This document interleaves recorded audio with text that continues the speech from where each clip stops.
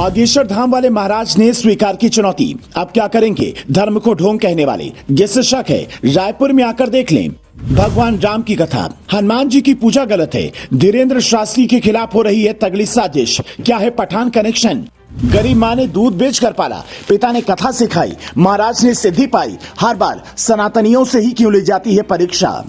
बागेश्वर धाम वाले महाराज धीरेन्द्र शास्त्री के खिलाफ जो हो रहा है, आपको क्या लगता है वो सिर्फ अंधविश्वास को दूर करने की कोशिश है? अगर आप ऐसा सोच रहे हैं तो जरा ठहरिए। महाराज धीरेन्द्र शास्त्री ने क्या पहली बार दरबार लगाया है? वो कितने वर्षों से लोगों को बिना जाने अपनी सिद्धि से उनके बारे में बताते आ रहे हैं। लेकिन फिर सवाल यह है कि बागेश्वर धाम के महाराज धीरेन्द्र शास्त्री के खिलाफ ये साजिश अब क्यों हो रही है? ज्यादा सोचने की जरूरत नहीं है, थोड़ा पीछे चलिए। जब पठान फिल्म का बेशर्म रंग गाना आया तो धीरेन्द्र शास्त्री ने उसका जोरदार विरोध किया और भगवा रंग को लेकर अपना विरोध दर्ज कराया। उसके बाद वो नागपुर में कथा के लिए जाती हैं और अचानक एक संस्था आकर कहती है कि धीरेन्द्र शास्त्री अपनी शक्ति की परीक्षा दे, सिद्धि को सिद्ध करे, भक्ति साबित करे। आपसे भी कोई ये सवाल करे तो पलटवार उससे कुछ सवाल आप भी पूछ लीजिएगा।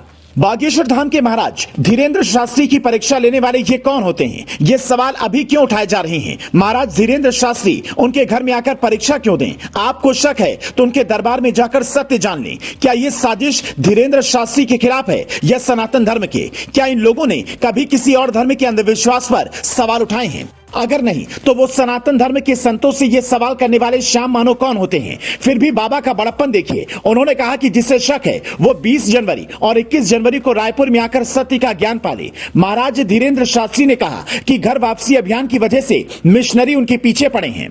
जिसको सच देखना है वो रायपुर के दरबार में आकर देख ले। अंधश्रद्धा मूलन के संस्थापक श्यामा मानव ने नागपुर में महाराज धीरेन्द्र शास्त्री को चुनौती दी थी कि वो उन्हें चमत्कार दिखाएं। अगर सही साबित हुए तो वो 30 लाख रुपए बाबा को देंगे। इसके जवाब में धीरेन्द्र शास्त्री ने कहा कि जब हम नागपुर में मौजूद थे तब क्या उनके बाप मर गए थे या हाथों में चूड़ियां पहन रखी थी? जब हाथी चलता है तो कुत्ते भौंकते ही हैं। हिंदुओं में एकता नहीं होने के कारण बाकी लोग लाभ उठाते हैं, पर अब बदलाव आ रहा है, हिंदू जाग रहा है। बागेश्वर धाम वाले महाराज धीरेन्द्र शास्त्री को आज लोग पैसों का लालची बता रहे हैं, आरोप लगा रहे हैं कि कथा के बहुत पैसे लेते हैं। लेकिन क्या आप जानते हैं धीरेन्द्र शास्त्री बेहद गरीब परिवार से आते हैं।